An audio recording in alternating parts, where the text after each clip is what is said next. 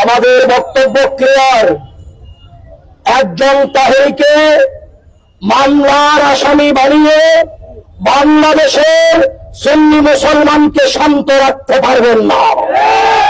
হয় 24 ঘন্টার ভিতরে তাহের মামলা প্রত্যাহার করুন, আর না হয় বাংলাদেশের সমস্ত সুন্নিদেরকে মামলার আসামি বানান।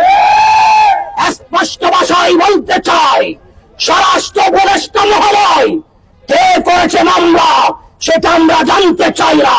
24 ঘন্টার ভিতরে আপনি স্বরাষ্ট্র উপদেষ্টা হিসেবে মামলা প্রত্যাহার করবেন, আর না হয় আমাদের জাতীয় নেতৃবৃন্দরা প্রধান উপদেষ্টার কাছে গিয়েছে। আমরা আজ রাত পর্যন্ত দেখব, যদি মামলা প্রত্যাহার না হয় 24 ঘন্টা পরে বাংলাদেশের রেল পথ চলবে।